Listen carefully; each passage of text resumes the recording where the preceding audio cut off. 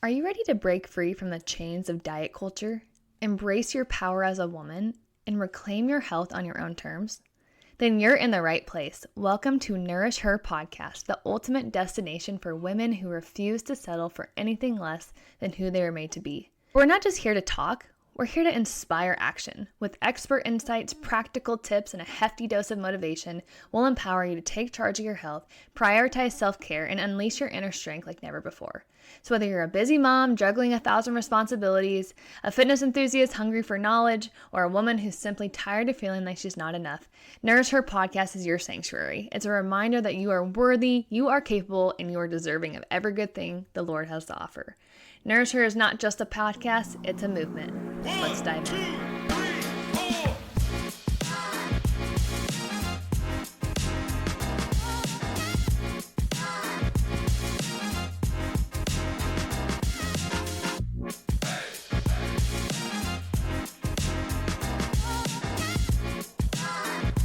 Welcome back to Nourish Her podcast. What's up, everybody? We're coming at you today, and we're going to bless you with Coach Matt's presence and all of his knowledge. We have a really good podcast coming out today, especially for anyone that has no idea like how to lift, what progressive overload is, how to actually gain muscle. I'm really, really excited about this because this is probably one of the main topics, Matt, that I get asked about a lot. Or if I'm on a call with a potential lead, they'll say like, what is progressive overload? And I'm actually really, really excited to talk about this. So they're either misled or they just literally have no idea what it is.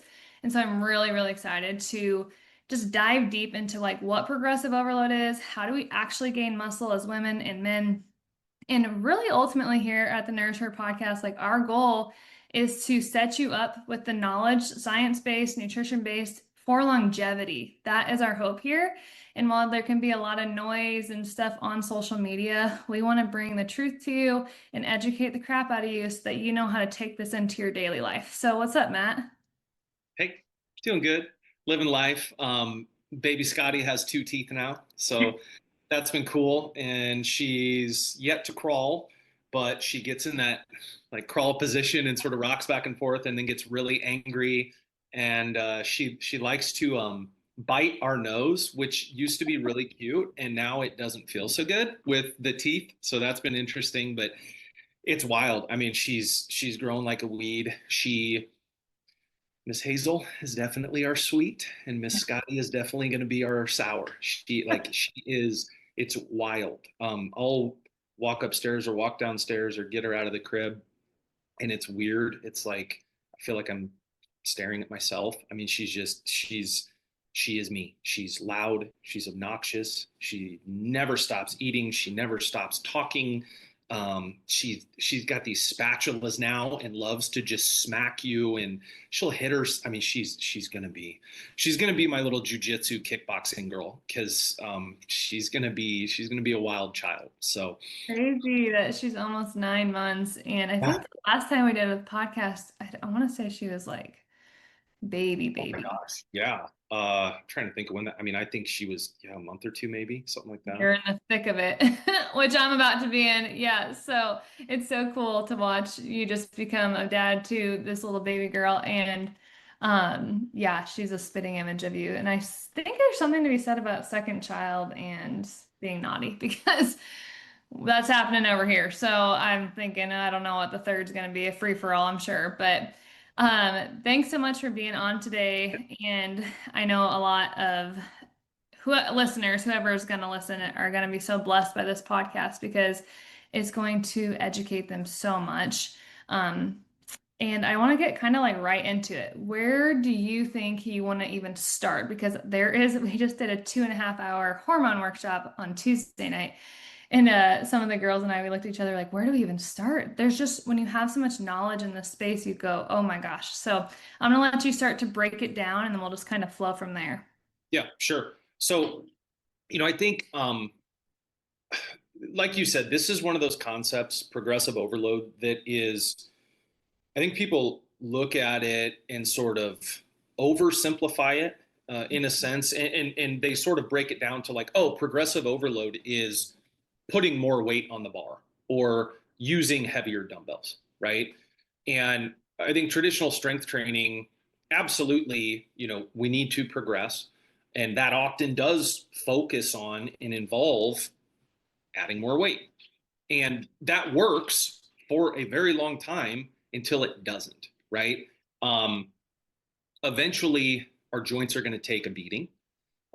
Eventually, you can get so strong that your risk of injury increases exponentially, and like sort of the bang for your buck that you're getting sort of diminishes. If I can deadlift 750 pounds, is it really worth it to do that, or should I do more reps with 500 pounds? Should I slow that 500 pounds down so that I'm just creating less sort of load and stress on the body?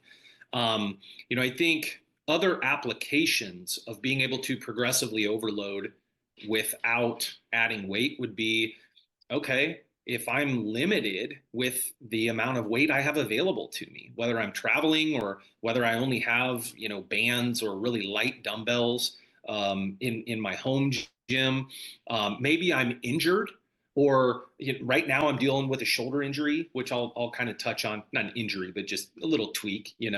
And so it's like, well, I don't have to backtrack just because I have to take weight off the bar or I'm not adding weight to the bar. That doesn't mean I'm going to lose muscle mass and lose strength. I just need to progressively overload my body in a different way, right? And this is one of those things that the longer you train, the more important it is to understand this concept. If I'm a beginner, absolutely, I'm going to have those newbie gains, right? That's another podcast in and of itself. But anything I do is going to elicit muscular growth and strength gains. I can look at weights and I'm going to gain muscle and strength, but the closer you get to your genetic ceiling, the longer you lift, the more important it becomes to start manipulating variables to keep yourself safe, and also just to navigate various things, such as, oh, shoot, I don't have access to heavy weights for one reason or another.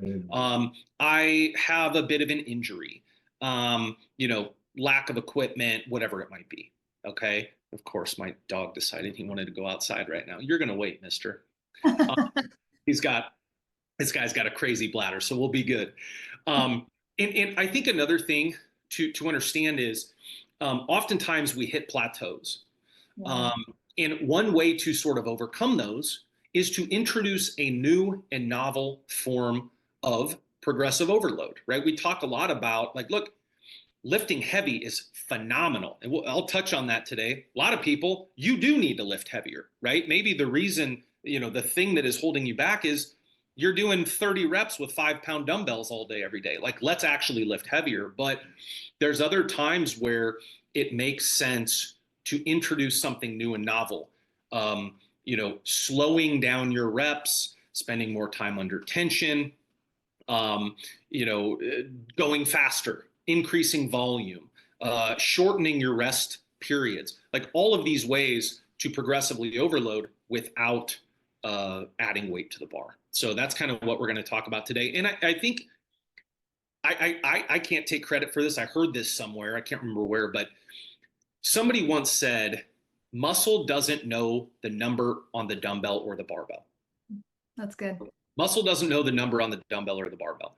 It knows tension, it knows fatigue, and it knows effort and intensity. So essentially what I want to do is sort of break down 5 ways that are backed by science to stimulate hypertrophy without piling on that weight. Essentially, we want to manipulate the way we're training to challenge ourselves more, to introduce newness or novelty, which oftentimes drives growth and adaptation. We want to increase tension, but we want to do it in a smart and sustainable way that is not just, getting under a crazy heavy barbell all the time. So the first thing that I want to talk about is time under tension, right? Time under tension, essentially, we're slowing our reps down, especially on the eccentric part of the movement, right? When I'm lowering it, as I'm going down on a squat, right? The concentric would be when I am going up on my squat or bench press. Eccentric, bars coming down to my chest. Concentric, I'm shortening the muscle, I'm pressing it back up. So when I'm lengthening a muscle under load, that creates damage, muscular damage, and mechanical tension. These are 2 critical signals for growth, for adaptation, for improvement, for building muscle and strength. Okay. So, for whatever reason, maybe I'll use myself as an example. Right now, I'm dealing with this shoulder issue because I was trying to hit bench press PRs inevitably. And another reason why we don't always want to lift with low reps and really heavy load is it just starts to take a toll on joints. It just kind of is what it is. It's part of the process. So right now, I can't lift heavy. I can't bench heavy. This also applies, if you have back issues. I've had back surgery. We've talked about that. So oftentimes I can't do heavy bench press or squat or deadlift. That doesn't mean I have to backslide. I can still progressively overload. One way I can do that is by spending more time under tension, slowing down my tempo, right? So this applies to any movement, but maybe I'm doing a squat and I'm going to do a 2-0-3 tempo. So on the way down, I'm going to go for a count of 2, nice and slow and controlled. I'm not going to pause at the bottom. I'm just going to go right back up, but I'm going to do it over a period of 3 seconds, right? I could also do a 4-2-2 tempo, right? 4 seconds on the way down. I can pause for 2 seconds at the bottom and then nice and slow and controlled 2 seconds on the way up, right? Now, we don't, such is the case often with so many of the concepts that we talk about, we don't need to get super into, oh my gosh, do I do a 2-0-3 tempo or do I do a 3-1-1 tempo or a 4-2-2? Don't overthink it. The point is, let's spend more time under tension. Let's place that muscle under more mechanical tension. Let's create more damage and let's elicit growth, right? I promise you, if I'm doing a 225-pound bench press with just kind of a normal tempo, I can do whatever, 6 reps. Now, if all of a sudden I'm going 4 seconds on the way down, I'm pausing at the bottom and going 2 or 3 seconds on the way up, there's no way I can do those 6 reps. I can take a lighter load and make it feel heavier, So right now, I'm using like 30-pound dumbbells when I'm bench pressing, and I'm just going really, really slow. Normally, I might use, 80, 90, 100-pound dumbbells, depending on how many reps I'm doing. I can't do that right now. I'm going to hurt myself more, and I'm going to exacerbate this little tweak. Okay, great, no problem. Slow it down, make that lightweight feel heavier, create the same or more mechanical tension and damage that you would otherwise create from doing faster reps with more of a load. And I'm still progressing, despite the fact that I'm on vacation and have to use body weight or really light weights, or I have an injury and have to lighten the load or whatever, right? So that is something that is really, really, really important to understand. Now, little bit of a sort of side tangent. Well, such is the case. There's a lot of nuance here. If I'm an athlete, I probably don't want to train this way, right? I probably don't want to train my body to be slow. I want to, I want to lift fast. I want to be explosive. So that's another consideration to be had. But then on the other side of that coin, another way to progressively overload is actually to speed up the reps, right? I can train my nervous system and train specifically my fast twitch fibers better with by speeding up that rep. We'll touch on that in a little bit, but let's say I'm doing a 225-pound squat. And let's say at the bottom of the movement, it takes me 1 second to get back to the top. If I really focus on power output, moving faster, and I can get myself to a point where I was once moving that 225 pounds from point A to point B in 1 second, and now I can do it in a half a second. What just happened? I became stronger. I am progressively overloading. So, but again, it's like I don't always want to train slow. In certain circumstances, it's probably not appropriate, as is the case with an athlete. But I can also train fast. I shouldn't always do it. The risk of injury increases. If I'm new to weightlifting and I've only been lifting, a year or less, probably want to err on the slow side, not the fast side, to avoid injury. But again, the takeaway is there's so many different ways to train and to progress. We can go slow, we can go fast, we can go heavier, we can go light. But it doesn't always involve adding weight to the bar. Now, here's another thing, and I'm curious to get your take on this.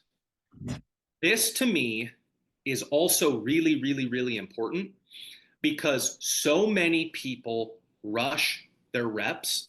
They don't feel the target muscle working. Um, you know, how many times do we run into a client sends us a video of, hey, can you critique my form? It looks kind of funky. And you look at it and it's like, I don't know, it's doing bicep curls just super fast. There's no intentionality, there's no focus. They're just moving the weight from point A to point B. They're not really creating muscular tension. And so by slowing down, it helps to sort of create that mind muscle connection. It increases tension. We're more stable. We're increasing the control. And we're teaching ourselves how to train properly, right? Like so much of weightlifting, it's not just moving a heavy weight from point A to point B. There's a lot of learning to be had. I mean, I don't think I probably really would consider myself an advanced lifter for, I don't know, 10 to 15 years into training. And so often you do, whether it's you're looking around the gym, client sends us a video and it's like, oh my gosh, when I do that movement, it looks very, very different than when you're doing that movement. So sort of programming for people to slow down that tempo teaches them that mind muscle connection. You need to be more intentional. And that in and of itself can drive growth too. I remember, being in high school, being my early years of college, my chest and my lats would never grow. Well, I couldn't ever feel that pump, right? I wasn't actually fully activating that muscle tissue because young men were all like loading up the bar and trying to do things really fast and it's all ego lifting.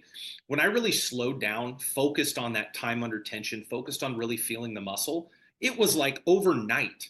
My chest grew, my lats grew. And now, 20 years later, my lats are one of my most developed body parts versus they were completely non-existent back then. And had I never taken the time to sort of slow down, I wouldn't have learned that skill, No, right? 100%. I think it's funny because like we'll do either supersets or we'll at the end of a class we might do just like accessory work. And it's funny because it actually hurts way worse when you slow down and you put tension. So like, like once it starts to burn, you're kind of like, okay, just like go fast. But like when like my husband will come over to me, he's like, I don't want you to move your elbow and I want you to like literally go as slow as you can, and you're just like shaking, right? Well, that's what creates, the muscle damage to build instead of like how easy is it to do a bicep curl, use your back and get through it quick, right? So I think just having that understanding of like slow, I mean, there's different ways, but when you're trying to build, like slow it down and actually get that mind muscle connection, and you can feel almost every single muscle fiber working when you slow it down. So totally, totally agree there. Yep. Well, and I guess just one more sort of thing that I just thought of, bodybuilders have mastered this. Yeah. Okay. If you've lifted for long enough and you've been in a traditional gym and you've paid attention, I can almost guarantee that you've run into some big, massive guy or gal, and you're lifting next to him and you're going, why are they using half as much weight as I'm using? That's insane. Like that, wow, that guy's huge and he's really weak. I remember having those thoughts, going to, whatever gym I was at the time. What I didn't realize was, no, no, no, he's just smarter than me. He's more advanced and he has learned to make that heavy, or excuse me, that lightweight feel heavy, and he's activating that muscle tissue. He's got that mind muscle connection. He's slowing down, and he is creating so much more mechanical tension than I am lifting a weight that's twice as heavy but not being as intentional, just moving it from point A to point B willy-nilly, not really focusing on activating that muscle tissue. So that is an incredibly important skill to learn. And again, I mean, it probably took me 15 years to be able to really feel things like lats. Rear delts are another one that are difficult for people. excuse me, the upper back, the lats, and again for me and so many others, the chest as well. Anybody can feel the bicep or feel the tricep, but it's some of those other body parts that are hard to develop if you're just sort of getting through the movement really quick. 100%. If if I am so new to this and you're coming and talking to me on a call like, "Hey, Jordan, I need help with nutrition fitness." And I'm like, "Okay, we're going to set you up on some kind of split. We're going to progressive overload you." And they go, like, "What?" Like, I've never even heard that in my life. What would you tell a client that's like, "Hey, just like in the most simple layman terms of like, this is what it is," just so that listeners are like, if you're totally clueless of what we're talking about, I Yeah. think it's easy because we can be really advanced. If they're, well, what would you say to your client of like, "Hey, this is why we're going to do this for you in the next 6 to 12 months"? Yeah. So I think in the most simple of terms, progressive overload is simply doing a little bit more than I did yesterday or last week, like just doing a little bit more over time, Yep. right?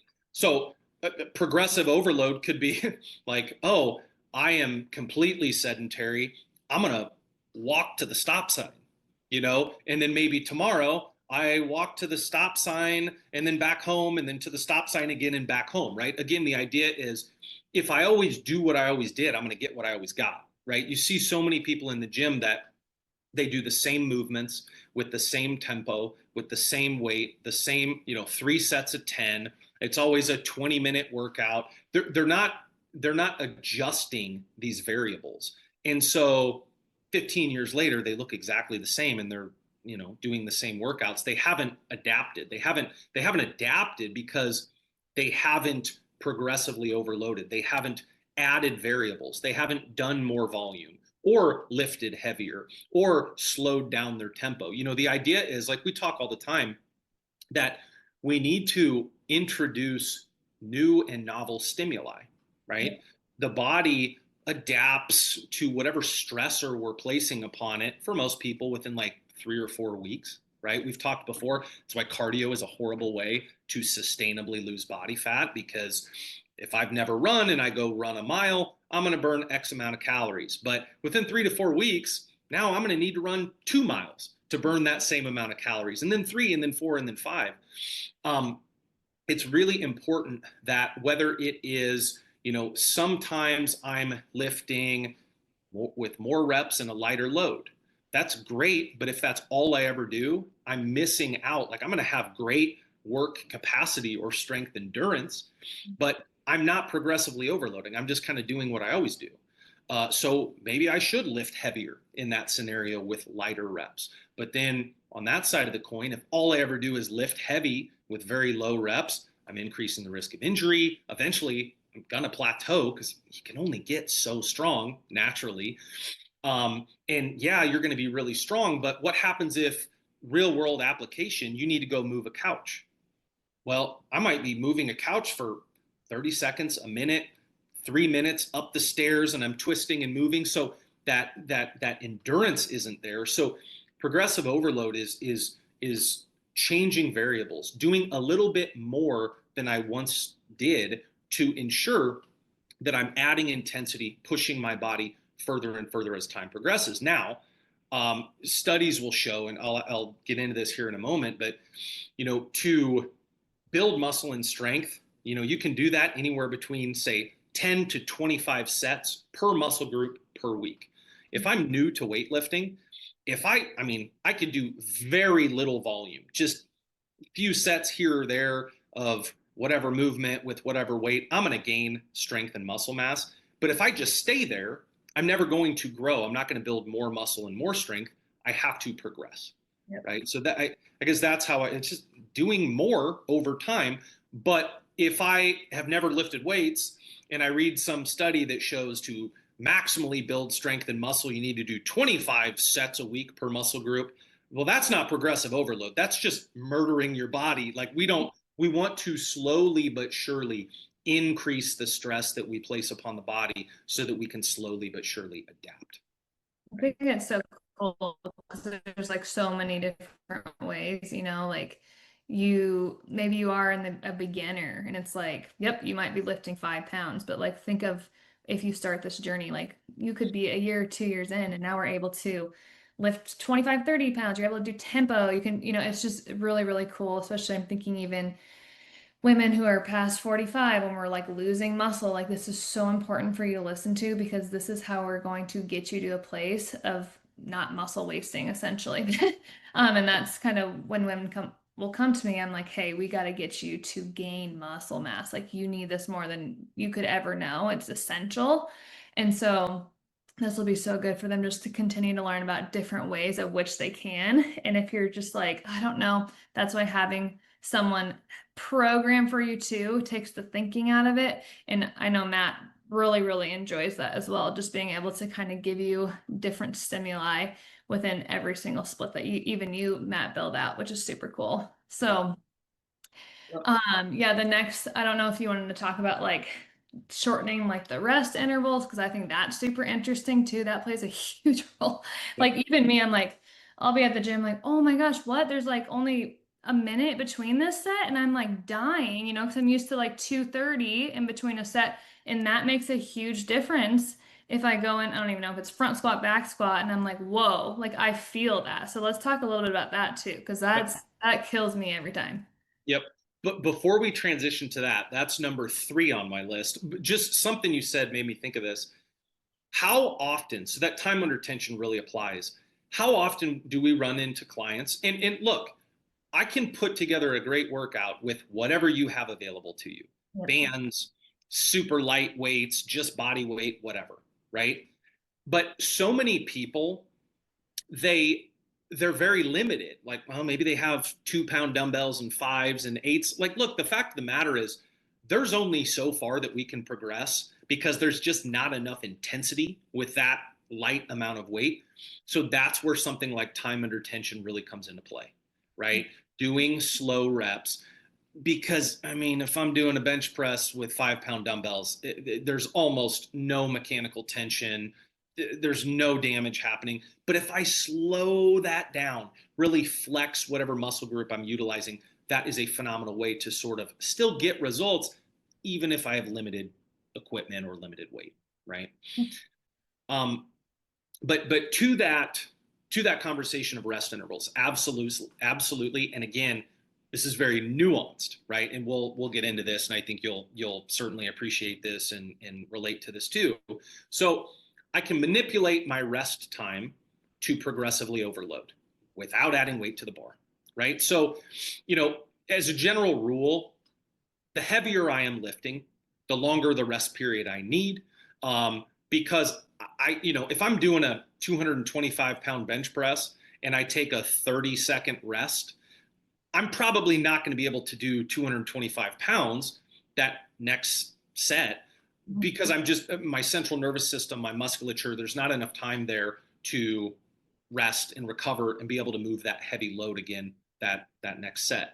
Now, so I will say that's one mistake, and I'm sure you run into this too, where so many of our clients, they're doing this cardio weightlifting, right? It's light weights, endless reps, circuit training fashion versus straight sets, meaning I do a set and then I rest, for whatever period of time, and then I do a set again. If all I ever do is really short rest intervals, it would probably behoove me to lift heavier and utilize longer rest periods. Yeah. That being said, it's a tool that we can utilize, right? So absolutely, if I shorten my rest period to say 30 to 60 seconds, I am keeping that muscle under fatigue. So its ability to adapt increases, right? Adapt meaning grow, get stronger. I'm increasing metabolic stress, things like lactic acid and other fluids in the body. Um, and I'm creating a greater cardiovascular demand on my body. So all of these things are tools that can lead to greater muscular adaptation or can lead to breaking through plateaus. But again, I don't want to always train like this because if I'm taking really short rest periods, like if I'm doing a bench press and I'm only resting 30 seconds, I mean, I'm going to have to lift significantly lighter Yeah. than if I'm, taking longer rest periods. So again, it's not all or nothing. It's not one or the other is superior, but we just need to do them appropriately. Sometimes I should lift heavier with longer rest periods. Yeah. Other times I should lift lighter with more reps and shorter rest periods. If I find myself plateauing, let's increase that muscular fatigue. Let's increase that metabolic stress, especially if I'm sleeping well and my diet is on point and I'm generally really healthy. Yeah, let's push my body. Let's make this workout more intense by shortening that rest period. So using the same amount of weight but resting for 30 to 60 seconds versus 60 seconds or 90 seconds to 2 minutes, I am progressively overloading. I am pushing my body a little bit further. I'm increasing intensity. That can lead to greater muscle adaptation. So we could do a circuit. I'm doing lunges and then I'm resting 30 seconds, then doing push-ups, resting 30 seconds, doing band rows, something like that.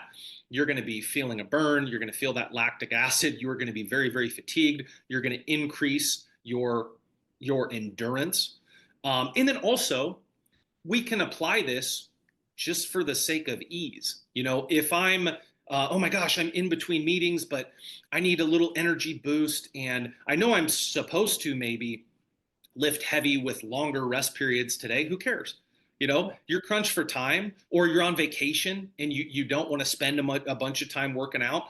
When I was in Okoboji last year at 5 in the morning before everybody was awake, I'd go in the garage and just do a 15-minute little lunges, burpees, push-ups, band rows, go from one movement to the next, really short rest periods. Now, if I always train that way, I'm not going to be able to lift heavy and I'm going to not get the growth and improvement that I want. But sometimes for part of the year used as a tool, shorter rest periods can absolutely create that growth, create that adaptation, and progressively overload the body, right? So again, it's we want to incorporate these various things and introduce new and novel ways of training. For 3 to 4 weeks, I like to train heavy in that 1 to 5 rep range with a longer rest period. Maybe my next 3 to 4 weeks, as my body is adapting and becoming more efficient at the style of training that I just employed, maybe that next 3 to 4 weeks, I'm working more in the intermediate rep range. 6 to 12 reps, maybe a slightly longer rest period. And then for the next 3 to 4 weeks, maybe I train in the 15 to 20 rep range, shorter rest periods. I'm working on my endurance and my work capacity, and then I restart the process. And then along the way, we can sort of insert things like shorter rest periods, time under tension, et cetera, et cetera. That's so good. Yeah, I love that. I always tell clients, like, think of your body like a bank account, right? So every time you give it a tiny extra challenge, you're making like a deposit, which is like a cool way to, like an analogy to think about. So a little more weight, an extra rep, slowing down the movement, that deposit grows, right? So over time, that turns into strength. You start to see more muscle, we have more confidence, and it's kind of like an insurance policy for aging. When we deposit, it's like, okay, I'm doing the thing. And so if you aren't quite sure of like what you're doing, just remember like when you progress, that's how we're actually building. Like you can't just, and I think a lot of the, I don't want to like say names, but there's like a lot of, there's YouTube videos and then there's subscriptions. And I think they've gotten better than they were like back 10 years ago. But like, where it was like grab the 5 10 pound dumbbells and it was like a hit moderate zone training for like 45 to 60 minutes. That's, I would see so many clients come to me and just like be at a complete plateau. And I'm like, well, this is exactly why, because they're like, well, I've gone through the whole CD and I've gone through it again. And I was like, this is adaptation. Like your body has to have a different stimuli on it. Like it has to. And so when I have a prime example of a client who was doing a subscription like that. And then she came to us and we got her like actually progressive overloading and being intentional and moving with purpose. and you just watched her body. I mean, it was incredible. And of course, we obviously dialed in her nutrition, but her body composition changed so significantly. She goes, "Dude, I didn't think my body could like ever look like this." And like, yeah, because you were just stuck in that cycle of doing the same things over and over, which isn't bad. Like, thank God you're moving. But like if you want because I think I don't know about you, Matt, but I hear so often like I just want my body composition to look like I work out. I Right. want it to look like I work out. I'm like, well, this is what we're gonna have to do. Okay, we're gonna have to change a little bit of how you train. And so they're just always blown away, and then they become obsessed with it. I mean, you've had clients for going on like 3.5, 4 years because they love to be challenged in that progressive overload split that you build out, which is so cool. And I feel like there's always room to grow in some way, which makes it fun and exciting. And I don't know, I think it doesn't get boring in my opinion. Yep. No, I think that's sort of a perfect segue into this kind of next conversation, our next way to progressively overload without adding weight. And that is increasing volume, right? So so many people, they do, and again, these these items or products shall remain nameless, but it's like I'm doing 3 sets of 10 and they're changing the movements maybe, but I'm never increasing my volume, right? Well, I'm gonna be healthy, like all movement is phenomenal, but if you want to chisel your body, if you want to build muscle and lose body fat, you're going to have to increase volume, right? And we run into often people that like they're working out, they're being consistent, and they're doing a phenomenal job. They're eating well, and like we're super proud of them. But we're kind of stuck in this model where they say, "Look, I want 3 workouts a week for 20 minutes," and it's like wonderful, we can do that. But if we're constrained like that via I only have 20 minutes a day or X amount of time, uh, you know, X amount of times per week, it's hard to increase our volume, right? When I was 13 years old and started lifting, you talking about newbie gains. You look at weights, you barely touch those suckers. You do, 1 set of bench press, 1 set of bicep curls, 1 set of barbell rows, whatever. You're going to grow, you're going to get stronger, right? And again, the studies will show for beginning lifters, like 10 sets per muscle group per week is going to build muscle and strength really well. But now, having lifted for what, more than 2 decades, I mean, if I do 1 set of bench press, 1 set of dumbbell rows, whatever, not only am I not going to increase strength and muscle mass, I'm probably going to backslide. I'm probably going to lose. I'm just not doing enough volume. My body is so conditioned to the stimuli, the stress that I've placed upon it, that if there's not enough stress, I'm going to go backwards, right? Which is why the more advanced you get, now we're talking more like 25 sets per muscle group per week versus the 10, right? So this is I don't even want to say mistake, because again, it's like at the end of the day, we have kids, we have jobs. There's only so much time in the day. I used to lift 2.5 hours multiple times a week. I don't do that anymore. My workouts, some days are 20 minutes, other days it's an hour, other days it's 45. Like, we have the time that we have, but if we hit a plateau, increasing volume sometimes, doing longer workouts can be very impactful. So I wanted to kind of get that out there. Now, back to our sort of topic at hand, increasing volume without adding weight is a way to progressively overload. So volume is sets times reps times the weight lifted. Okay. So if I'm doing 3 sets of 10, utilizing 50 pounds, right? I have a training volume of 1,500, right? 3 sets times 10 reps times 50 pounds is 1,500. But now, without increasing the weight, right, I'm still utilizing 50 pounds for whatever movement I'm doing. But now I add a set. I'm doing 4 sets. And let's add 2 reps, right? So now I'm doing 4 sets times 12 reps times 50 pounds. My training volume just went from 1,500 to 2,400 without adding any weight, right? So that is another example of progressive overload. Um, as I'm lifting weights, again, I'm doing my 3 sets of 10 with my 50 pounds and I'm feeling good and I'm eating well and I'm hitting protein goals and sleeping and whatever. If that's all I ever do, that training volume stays the same. I'm going to stay the same. So I need to, as I'm getting stronger, more conditioned, in better shape, let's push myself out of my comfort zone. Let's add a set. Let's add some reps. Let's add a set and some reps. And now all of a sudden, without changing the load itself, I increase my training volume. I am training with more intensity. I am progressively overloading, and I am going to create the adaptation, the muscular growth and strength gains that I'm looking for. Muscles respond in part to total workload, not just the amount of weight that I lifted. So we need to sort of accumulate volume over time to continue building that strength and size. And frankly, that's another reason why people plateau. I've been plateaued for some time, right? I've been lifting weights day in, day out since I was 13 years old.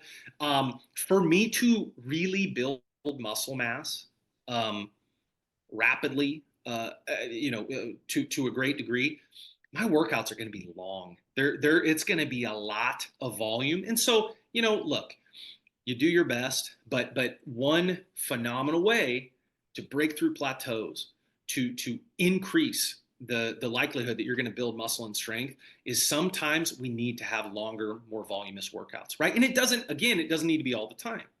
There's a time and a place. There's a time and a place to cut calories. There's a time and a place to be in a surplus. I shouldn't be overeating calories all the time, and I shouldn't be undereating calories all the time. Lifting is no different. Part of the year, I will buckle down and go, oh, son of a gun. Okay, I'm going to increase my volume, and these workouts are going to take an hour, hour and 15, hour and a half. And then other times of the year, I'll incorporate things like shorter rest intervals, doing more work in less time. And so we can sort of manipulate these variables to fit our lifestyle too. When we had the baby 9 months ago, my workouts were short rest periods, moving from one movement to the next. My muscular endurance increased. But if I only do that forever, I'm going to start to, lose some strength, potentially lose some muscle mass. And then now I'm getting to a point where she's actually sleeping through the night mostly. She actually takes naps versus needing to be held 24/7. So now I do have more time, assuming I'm navigating my time effectively, where I can get in some hour, 45-minute plus long workouts, get that volume in. And so I'm starting to gain back some of the muscle that I lost when we were super sleep deprived and maybe I wasn't hitting protein as good as I should and some of those things. So again, the idea is there is a time and a place to incorporate all of these things. I don't need hour-long workouts day in, day out, but if I'm not progressing, I might need to add that to my repertoire, increase my volume, and that can really help me break through plateaus. Yeah, I love this with the volume too, just being almost kind of what I love about progressive overload is like you against you. It's not you against anybody else. Okay, cool. What did I do last Monday? What can I look at? It's really cool, like in our app for our clients, like they can put the sets, the reps, whatever they ended at. And then I get to go look back at last Monday and I get to say, all right, Jord, like, can I increase volume today? Same weight even. Can I go 2 more reps? And I always think that's the coolest, like, non-scale victory when I'm like, oh my gosh, I just had 35-pound dumbbells and I went 3 extra reps and it kind of felt easy. And that is like the coolest thing, I think, because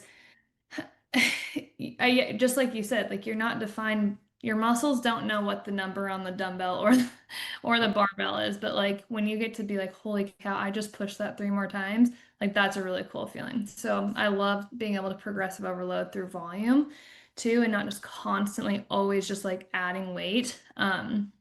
Just as a woman, I'm like, I feel so empowered. That was freaking awesome. So I love that you touched on that. Well, and another thing that I just thought of, another application of that we get asked about all the time, maybe it is someone who's never lifted a weight in their lives. and they're like, okay, so you've programmed the movements, the sets, the reps. I have the video demonstrations of all of these movements. How much weight do I do? And it's like, honestly, it doesn't really matter at the end of the day, right? Like, example, let's say I had my back surgery when I was 21 years old. You know, I'm so used to lifting weights, I could tell you off the top of my head, hey, if you're going to do 12 reps for a bench press, what kind of weight would you use? Probably this much. What about a squat? What about 8 reps? Right? We all sort of we know those rep ranges. But when I had back surgery and I couldn't lift weights for whatever it was, 4 months, 6 months, a year, I don't remember. Um, and I go back to the gym, it's like, oh, how much weight do I do?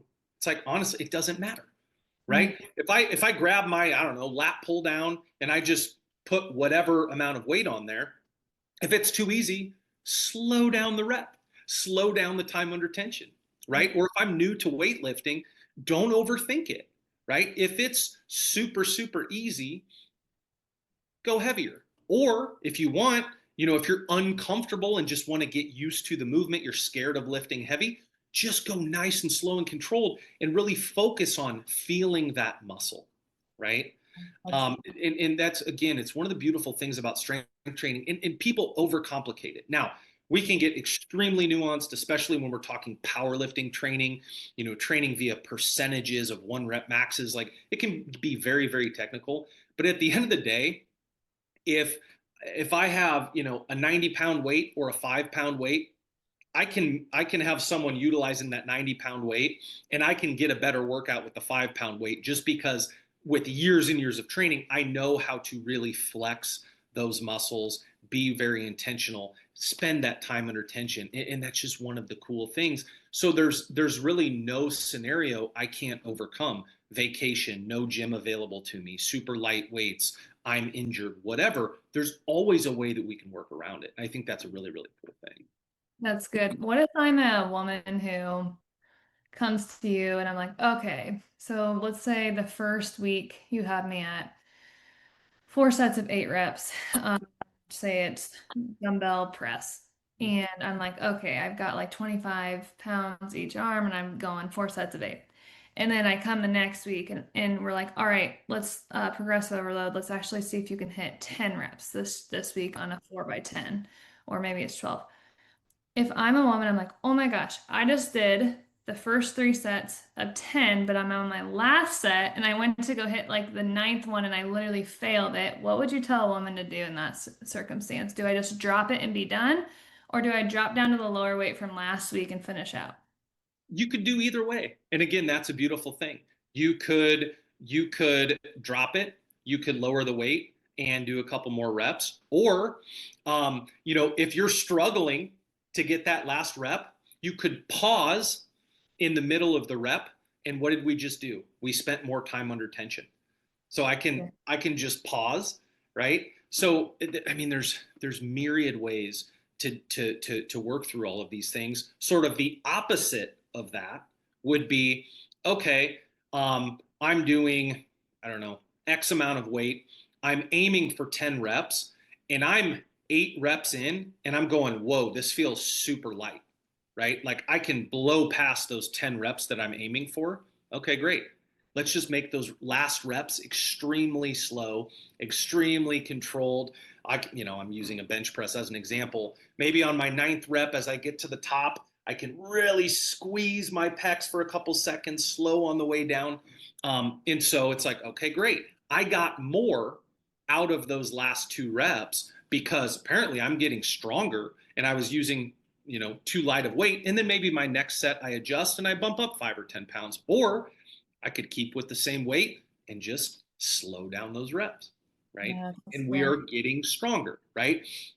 Again, if I do 50 pounds for 10 reps, but then I do 50 pounds with 10 reps, but I slow those reps down, I'm getting stronger. Yep. It's a phenomenal thing. 100%. Could we like, because we'll even do things like they might put us under tension and tempo for like a bench press, like with somewhat of heavy weight. And then at the end, they'll be like, take off the weights completely, go empty bar, and I want you to see how many you can get. like before you got to like stall out. I mean, it's just so crazy because you just went from like slow, controlled, kind of heavy to like, oh, I should be able to just like rep out this bar, and you're like, holy cow, my muscles are just gone. So there's just so many different ways to get different stimuluses on the muscles. I freaking love it. I think you and I are addicted to it, honestly. Absolutely. Well, and it's kind of funny.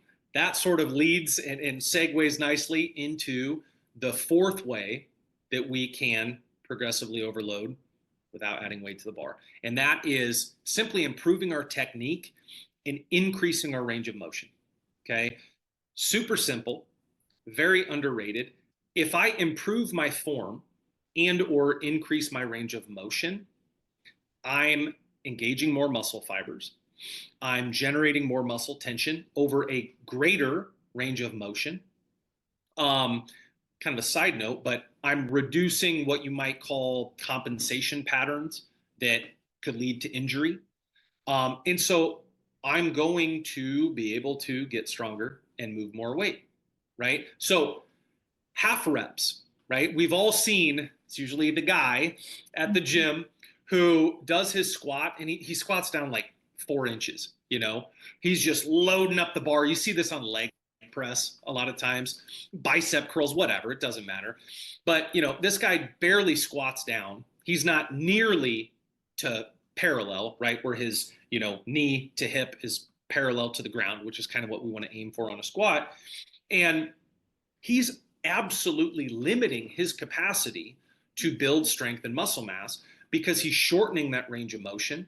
And the more we stretch a muscle, the more muscle fibers are engaged, the more tension we're creating, and we're going to build more muscle mass and strength as a result. So you're way better off. Number one, it's much safer to if I'm unable to control a specific weight through a full range of motion, it's not safe. If I'm doing that bouncing, I can tear my bicep or my pec or damage my lower back, whatever.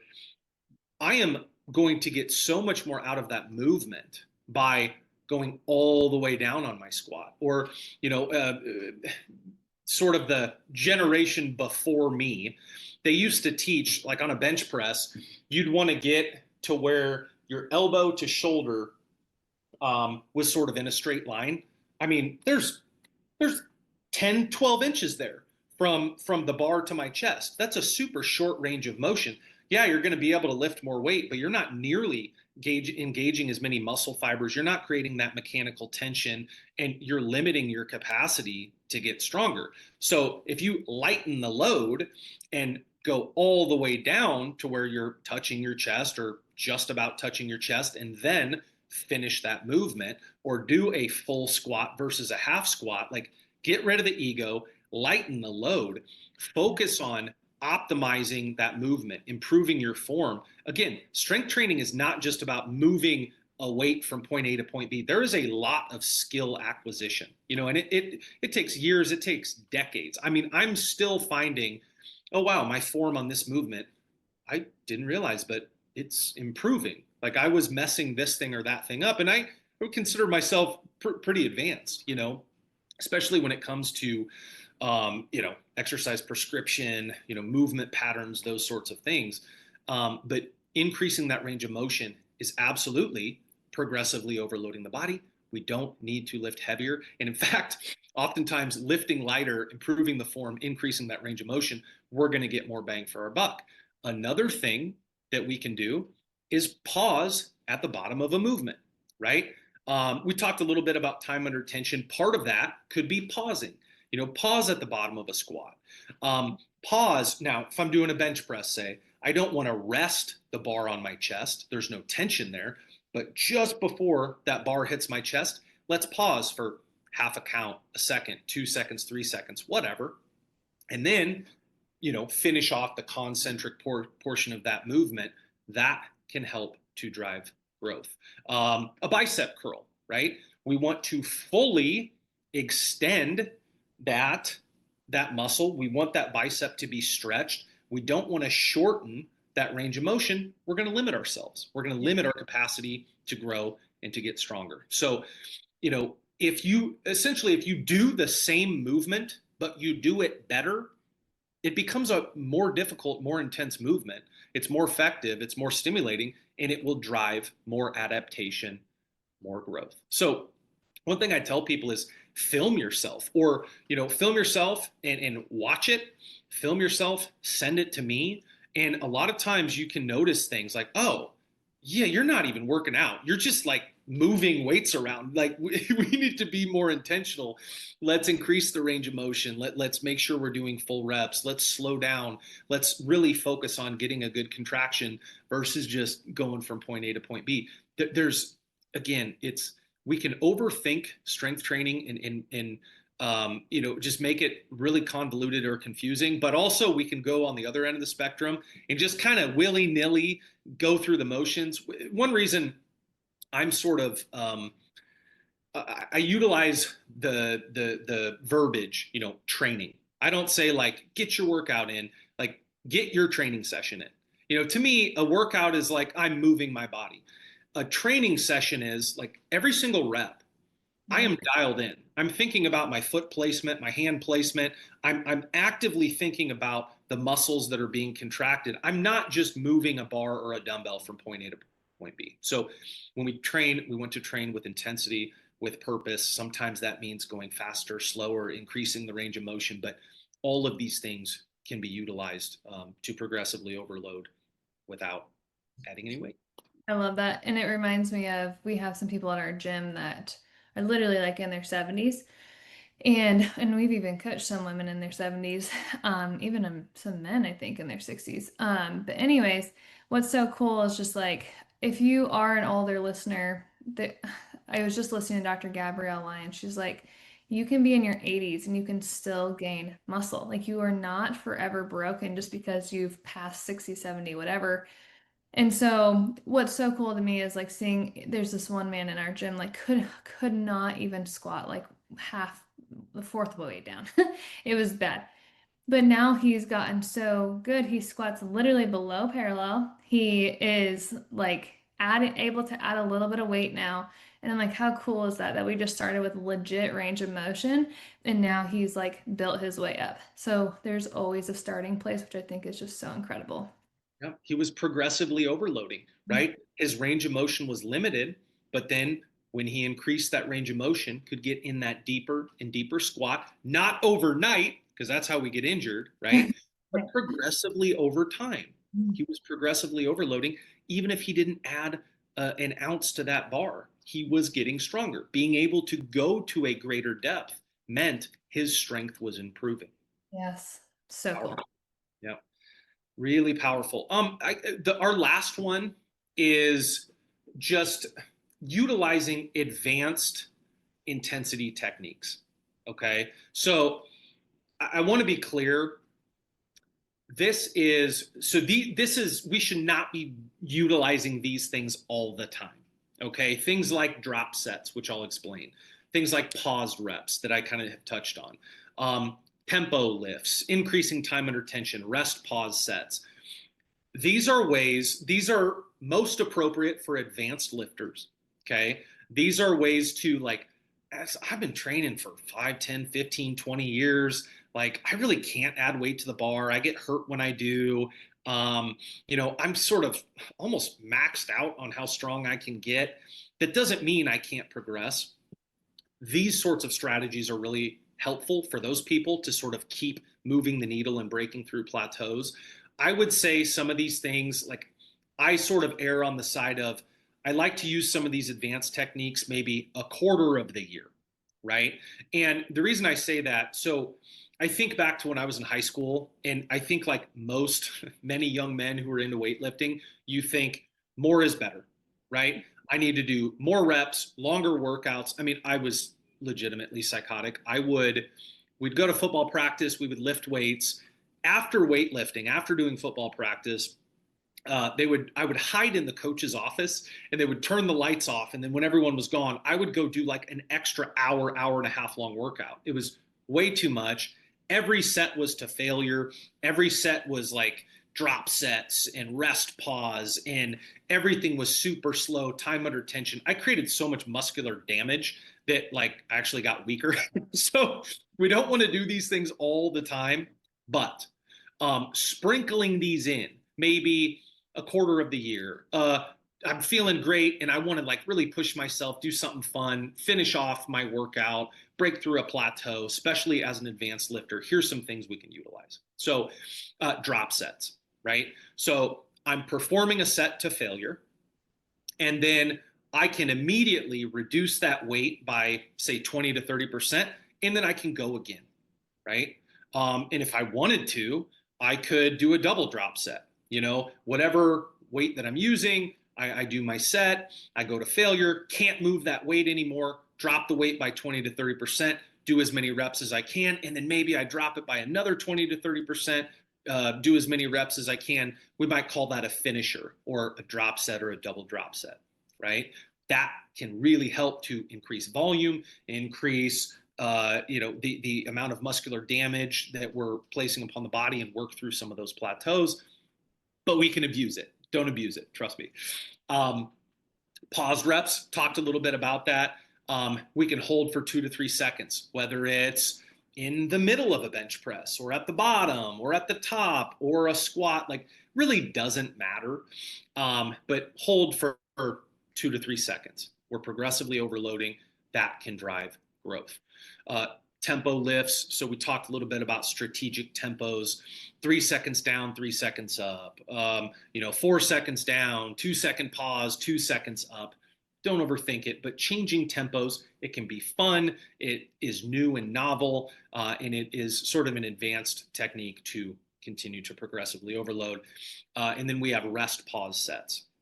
Do a set, say, to failure. And again, I only go to failure probably a quarter of the year.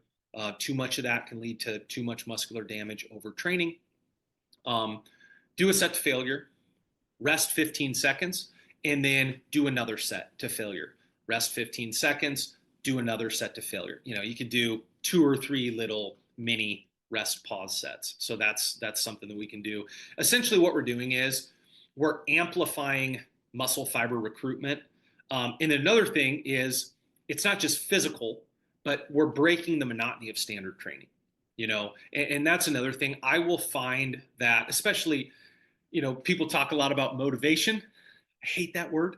But it's like, look, when I was 13, when I was 15, when I was 20, and just building muscle and strength, and it's like every week you're improving and you're feeling great, you're feeling confident. Like, I didn't have to be motivated to go lift weights, right? It was so fun, it was new, it was novel, it was fresh.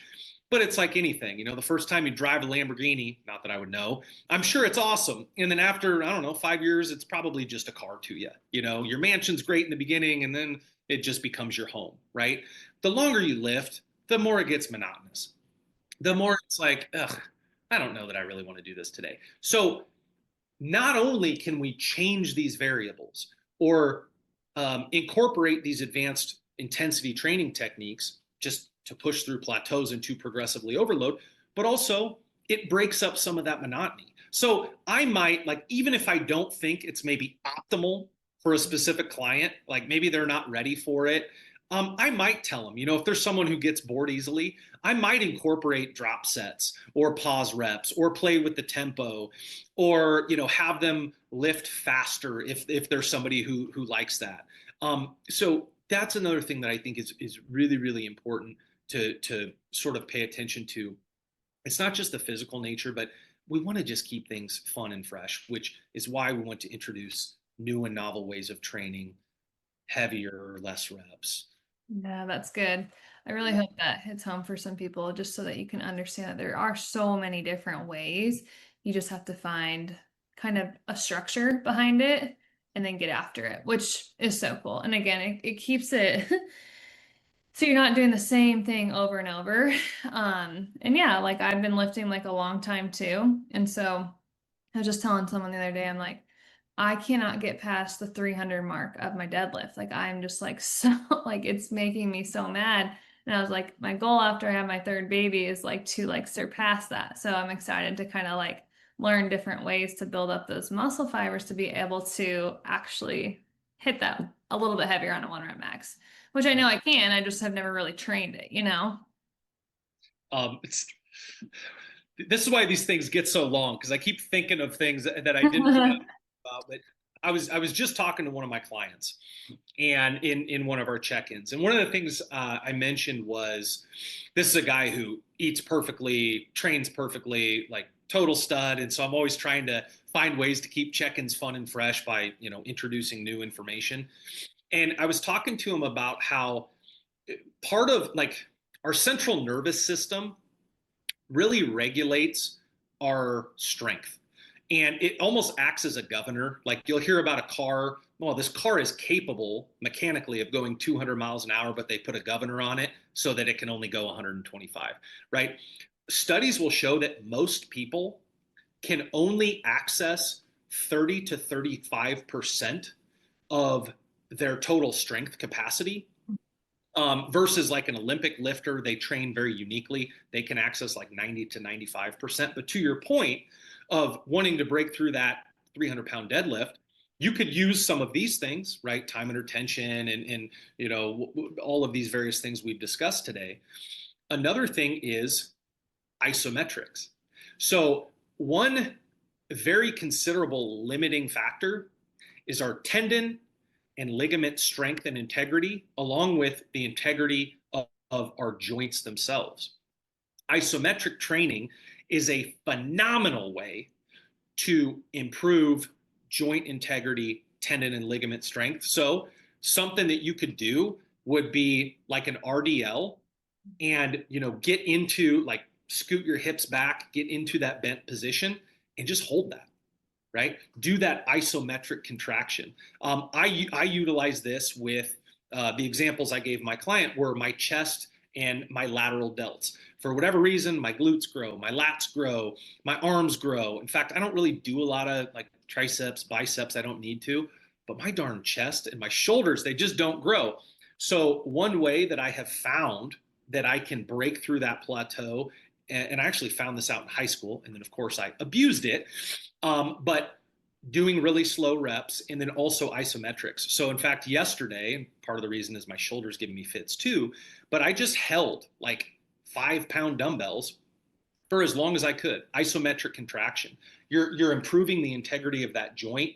I've got elbow problems, so I'm strengthening, the tendons and ligaments around the elbows and the shoulder, because if you like, you're only as strong as your weakest link. So oftentimes, and people don't even think about this. I didn't think about this for years and years, but if your joints, if your ligaments, if your tendons are, not as strong as they otherwise could be, your capacity to build strength, build muscle mass is diminished because you can't tap into your full strength potential. That's why things like mobility are really important. Improving that joint integrity and just doing isometrics, that can really help to break through that 300-pound plateau of the deadlift. So That's interesting. Yeah, we actually just did that the other day at our gym. We held like a literal RDL and an isometric hold. I was like, oh my gosh, this is hard. It's just like the stupid little things that you don't think are hard are so freaking hard. Like we'll sometimes grab like 2.5-pound plates or fives and we'll just do like I's, Y's, and T's. And you're like, this should not hurt this bad. It's crazy when you do just these little things that aren't in your normal training. You're like, whoa. And so I even understand like the Pilates girls, the yogas who are doing like these like little pump sessions. I'm like, I would probably die. There's so many different ways. yes. Well, and again, one concept that we keep coming back to, Pilates is phenomenal. If I went and did Pilates or yoga right now, it would crush me, right? Me too. But if all I ever do is Pilates, my capacity to build muscle mass and strength is going to be diminished. Pilates isn't bad. Strength training isn't bad. 100%. Heavy lifting, light lifting, isometric training, none of it is good or bad inherently, but we need to have a mixture of these things, right? There's a time and a place to eat in a caloric surplus, to eat in a deficit, to lift heavy, to lift light, to do isometrics, to go fast, to go slow, to do Pilates, to do more mobility, to do more barbell, to do more cables. Like They all have their pros and cons. They all have their place. And I think if we learn how to apply these things to, whatever real world scenario I am faced with, now there's nothing I can't overcome. No heavy weights, cool, go slower. Older adult or somebody with shoulder issue, back issue, awesome. Maximize the tension, do isometrics, go slower. This applies to injury rehab. If I've plateaued, all of these sorts of things. There's so many things that we can do, and if we understand that it's not just about lifting heavier, because inherently that only takes you so far, and eventually you're really not going to be able to get stronger naturally. Um, there are so many other ways to apply these techniques. There's so many scenarios, and it makes it fun. It makes it fresh. It helps to avoid injury, and it helps to break through those plateaus. So don't underestimate time under tension and increasing that, increasing your volume, taking shorter rest periods, improving your technique and range of motion, utilizing intensity techniques, drop sets, pauses, tempo reps, but also there is a time and a place to add weight to that bar, right? And I think that's something that's important to not lose sight of too. There's a time and a place for that too. Yeah. That was so good. Gosh, I really hope that that helps people just understand because I feel like, I don't know. I played college ball and even then I was like, I didn't understand it. I was just like, I don't know, I'm just lifting, right? But when you really start to understand it, you see your body composition change just dramatically. And I think that's what so many women and men are looking for. No one really wants to just be like this massive, like power lifter. A lot of people that don't desire that, they really just are like, I just want to look good and feel good. Okay, cool. If that's your goal, this is the key right here. We don't have to lift as heavy as freaking possible. We've just got to be smart and structured in the way that we go about it. Absolutely. Cool. Well, thank you so much, Matt. That was so good. I'm really excited even to share this with our clientele because I know that even a lot of them have questions, which I think this will bring a lot of light to. And is there anything else? Are we missing anything? I don't think so. I don't think so. I had a couple other topics I was thinking about bringing up, but I'll go down a 4-hour rabbit hole. I guess just sort of in summary, and again, this is a quote that I cannot take credit for. I find all these things in my old like college notebooks or old training notebooks when I was a personal trainer in a traditional gym. But I found this quote in one of my notebooks, and it says, "Remember, muscles grow when they're challenged in new ways, not just loaded. We can manipulate these variables and create a stimulus to adapt and obtain the result you're looking for. And your motivation will remain higher because your training incorporates fun, fresh aspects versus doing the same thing repeatedly and staying the same." Um, the last thing I will say along those lines, I've been reading about what's known as the arrival fallacy. Okay. The arrival fallacy, and we run into this every day, whether we know it or not. I'm just learning about this concept, but essentially the arrival fallacy is about the journey at the end of the day. Like literally the way our brain is wired physiologically, biologically, we get value from the journey. And we're not intended to obtain things. It really is about the journey and the struggle. Okay. So, speaking of faith, one reason faith is such a driver of growth is because there is no ceiling, there is no cap. I can never be a perfect human being. And that's why human beings who have some degree of faith, they tend to be happier. This has been studied ad nauseum because you're always striving to be better. You can't ever be your best, right? I think strength training, like this makes me think a lot about strength training because it's not about getting to a certain weight, whether it be lowering, my weight on the scale or increasing the weight on the bar. It truly is about the journey, not the destination. And I promise you, and again, people like Jordan Peterson, psychologists, people exponentially smarter than myself, have explained these things, and I'm just now reading about this information, but it makes sense. You know, I think back to when I was a fighter, and it was like, oh, I can't wait till this is over, and I would have this, you know, just crazy match, and it would be great, and the crowd's going wild. I would get really depressed afterwards, right? I was so happy, I was so relieved because my gosh, that was scary. But and there would be this high, but then it just fell off sharply because I no longer had a battle to fight. I didn't have something to strive for.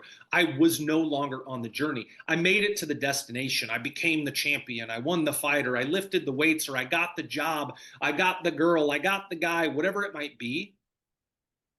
That's not what it's about. It's about the journey. And so, from that sort of an angle, knowing that, I mean, literally, physiologically, that's how we are wired, Yeah. paying attention to some of these various principles, keeping it novel, keeping it fun, keeping it fresh. Sure, like it's great to break through plateaus and to build more muscle and strength, but to me, like after doing this as long as I've been doing it, I'm much less concerned. Like, sure, I want to build some muscle and build some more strength, but I'm much less concerned about that at this point. It's not about what I weigh, how much lean muscle I have, what my body fat percentage is. It really is about the journey. And it is about like, oh, I'm going to see if I can hold these dumbbells for a minute and then longer. And then, oh, I do want to get stronger. And then, oh, let's increase my range of motion. Let's improve my mobility. And in doing so, you're always on the journey, right? So I would just encourage people, focus on the journey, not the destination. And that destination takes care of itself. And even when you get there, it's probably not exactly what you expected anyway, right? The journey is where we garner that happiness, that value, and we learn so many lessons along the way. How many people, I had 3 of them today, tell me that, oh my gosh, my son or daughter came upstairs today and told me how strong I am. Oh, And, you know, like we get those sorts of comments all the time. And when you really ask people, like some of my clients who've been with me for 2, 3, almost 4 years, and I ask them, like, hey, looking back, um, what was better? Was it reaching your goal weight? Was it hitting a PR in your bench press, or was there something else? And they were like, no, it was, I'm more confident. And honestly, I don't really care what the scale says anymore. I don't really care how much I can lift anymore, right? Like setting those goals, it's a means to an end. It helps you to progress, but it's not the end all be all. yeah. And we learn so many things along the way. You know, or I'll hear, man, I'm just eating better. And psychologically, I feel better knowing that I'm eating real food, not poison now. Or I'm moving my body regularly, regardless of what the scale says or how much weight I can lift. Um, the journey is where we find value. And I think there's a lot of lessons to be had: strength training, eating healthier, doing difficult things, choosing our hard, as we love to say. It's not just about building big muscles and growing a booty and, and getting those biceps and losing weight, right? 100%. And I love that because what we preach here is so much everything about that. I just saw this video of this like 93-year-old like doing I don't even know what she would, deadlift and a kettlebell swing. And I was like, that's the journey. Like, that's the journey of longevity, right? It's like, have fun with it. Like, life is so short. Like, oh my gosh, like, I'm just another year older. And it's like, who cares if I lifted 300-pound deadlift or I had these abs? I'm like, I really care about, like, okay, when I'm on my deathbed, hopefully in my 80s, 90s, whatever, it's like, am I proud of like the person that I became in the journey? Am I proud of the kids that I raised in the journey, right? And they watch you and they get to see like, okay, what's mom and dad doing? And you're like, yeah, I hope that I set them up for success and I hope that they even set their kids up for success. So there's so much to it. And so when we educate you guys about these things, it comes from a place of like, we really want you to like love the journey and understand it and not be so caught up in the social media world of being the next influencer that looks the best. You know, I want you just to like live a life that you're so worthy of and that actually brings joy and value to your life, which is super cool. So, thank you so much, Matt, for coming on today, educating our listeners. As always, you always do such a phenomenal job. And I think in August, we're actually talking about how to nourish our kiddos, which will be a really good segue for school starting. And I think Coach Jeanette's going to come on and talk a lot about that with the stuff she had going on with her son, which is super cool, and a story in itself. So I'm really excited about that. So thank you so much, and we'll see you next time, Matt. My pleasure. Appreciate the opportunity. Appreciate everybody listening, and hope you found this to be impactful. Hope you learned a little something. Thanks, guys. We'll see you soon.